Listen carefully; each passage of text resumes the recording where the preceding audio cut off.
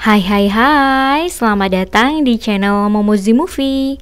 Video ini merupakan part 2 atau kelanjutan dari alur cerita film sebelumnya, yaitu 100 Signal. Buat yang belum nonton part satunya, Momo tempelin link part 1 di deskripsi ya. Gak usah lama-lama, yuk langsung ke alur ceritanya.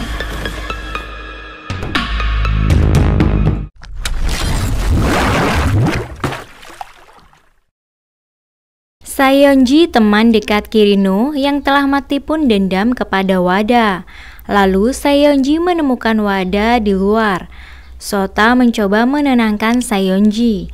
Sayeonji memaksa Wada untuk mengatakan signal yang ia tahu. Wada ternyata mengajak 6 orang yang telah tunduk dan berpihak padanya untuk membuat sebuah signal, yaitu membunuh orang yang tidak ia sukai. Wada mengatakan jika 1 orang ditunjuk oleh 7 orang secara bersamaan, maka yang ditunjuk akan mati. Dan mereka menunjuk Sayeonji. Sayeonji pun mati. Reina yang melihat itu sudah tidak ingin tinggal diam. Ia pun segera mencari Wada. Minoa yang suka kepada Sota mencoba menghalanginya, namun Sota tetap mengejar Reina. Lalu Reina dan Sota melihat 2 murid yang saling mencintai mati dalam keadaan saling memandang. Melihat itu, tiba-tiba Reina menyadari aturan-aturan yang dibuat Pak Shinobe yang ditempel di kelas. Mereka pun menuju ke kelas, namun memo peraturan itu telah hilang. Untung Reina masih mengingatnya. Dibantu Sota, ia mencatat 36 peraturan tersebut.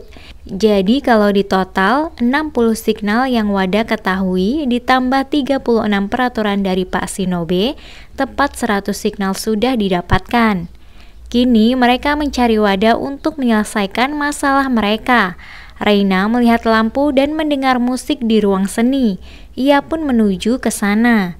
Di sana ada Minoa yang sudah cemburu karena Sota lebih mementingkan Reina, membuat dirinya berpihak kepada Wada dan juri.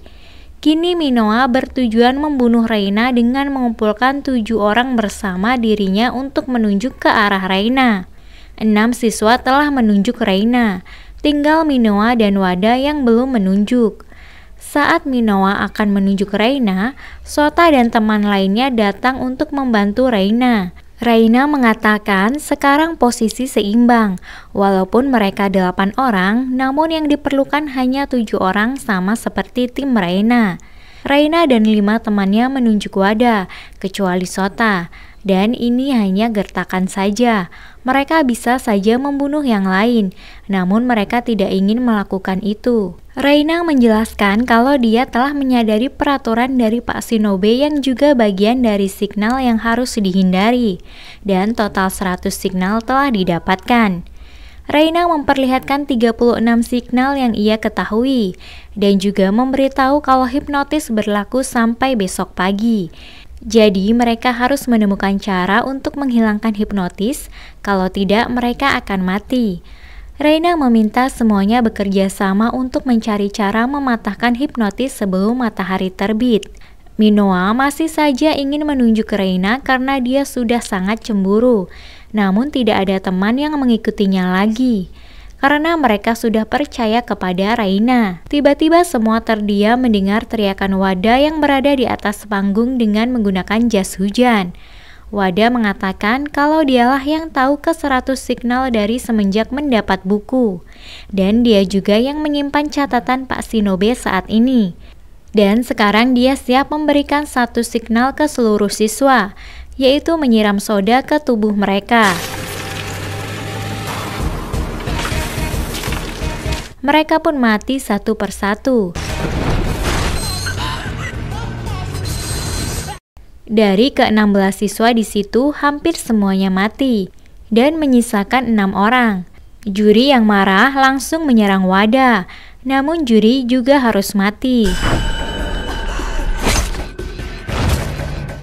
Lalu Wada tidak sengaja menjatuhkan kaleng sodanya. Minoa yang melihat kaleng itu langsung mengambilnya karena ia masih cemburu kepada Reina. Dia ingin melempar soda itu kepada Reina. Namun saat ia akan melempar, ia dikagetkan dengan mayat juri yang dilempar oleh Wada ke kaca jendela di dekatnya. Dan hal itu membuat minumannya tumpah ke tubuhnya sendiri. Minoa pun mati, dan sekarang tersisa 4 orang.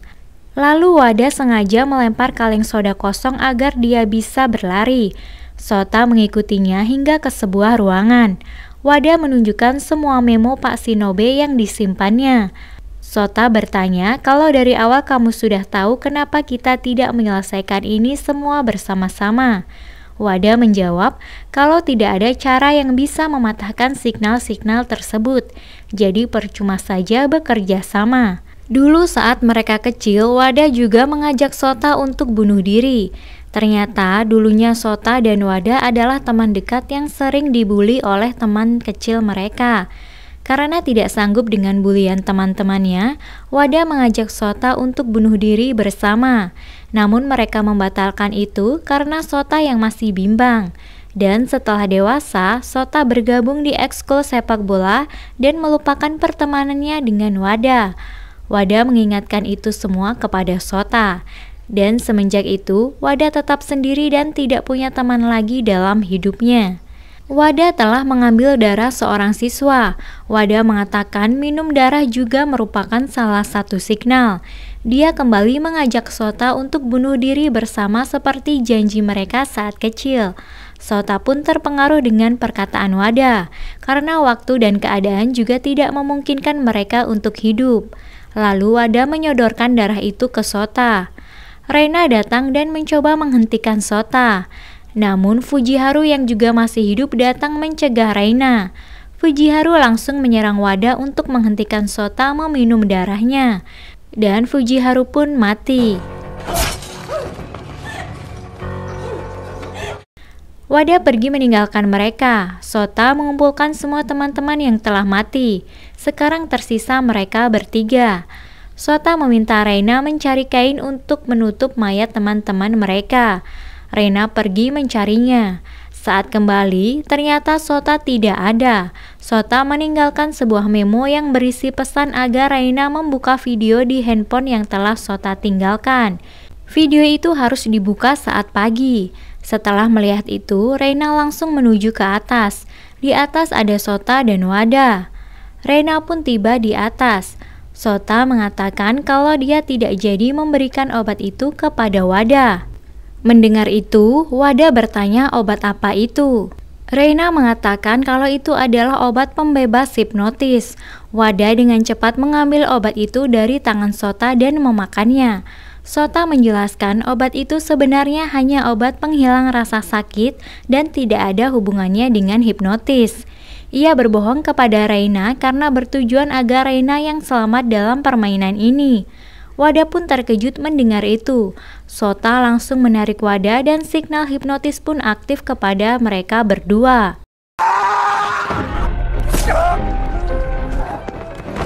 Wada akhirnya menjatuhkan dirinya dari lantai atas. Sedangkan Sota sekarat setelah menusuk dadanya dengan gunting. Reina mengambil gunting dari dada Sota dan mencoba bunuh diri untuk menyelamatkan Sota. Namun Sota mencegahnya, dan dia akhirnya mati di saat hari menuju pagi. Reina menangis di saat matahari sudah terbit dan memutuskan status signalnya yang ada. Dia membawa mayat Sota untuk dikumpulkan dengan teman-temannya. Di situ dia melihat memo yang ditinggalkan Sota sebelumnya. Reina pun membuka video dari handphone tersebut. Video tersebut berisi tim sepak bola, yaitu Sota, Fujiharu, Saionji, dan Kirino yang merekam ungkapan perasaan mereka masing-masing kepada orang yang mereka cintai. Saat menyebut nama dalam hitungan ketiga, mereka ternyata sama-sama menyebut nama Reina Kashimura. Mereka semua terkejut karena mereka semua menyukai orang yang sama. Mereka pun tertawa karena hal itu. Reina menangis melihat teman-temannya yang semuanya sudah tidak ada. Reina terus menangis dan kutukan sudah tidak akan terjadi lagi. Setelah itu, sebagai satu-satunya yang selamat, Reina diselidiki dan mengatakan semua yang terjadi kepada polisi. Namun ada yang aneh, mayat Pak Shinobe telah menghilang dari TKP. Hingga 5 tahun kemudian, Reina sudah menjadi bagian dari kepolisian. Ia pun selalu mencari keberadaan Pak Shinobe, dan akhirnya menemukan persembunyiannya. Pak Shinobe terlihat seperti mengikat dirinya sendiri dengan rantai di sebuah kursi. Ia sedang menikmati makanannya. Reina bertanya kenapa kau melakukan hal itu. Lalu si guru menjawab, ia merasa senang jika melihat murid-murid yang ia sayangi mati satu persatu. Sepertinya Pak Shinobe ini psikopat gila. Lalu Reina memutar video yang sama dengan yang dulu mereka lihat. Setelah itu, Reina pergi meninggalkan Pak Shinobe dan hipnotis akan menghantui hidup Pak Shinobe di tempat persembunyiannya. Lalu Reina mengunjungi sekolahnya sekali lagi dan melepaskan dirinya dari kenangan buruk 5 tahun yang lalu. Dan film pun tamat. Nah, itu tadi alur cerita film 100 Signal. Jangan lupa like, subscribe, dan nyalakan lonceng notifikasinya. Terima kasih and see you, bye-bye.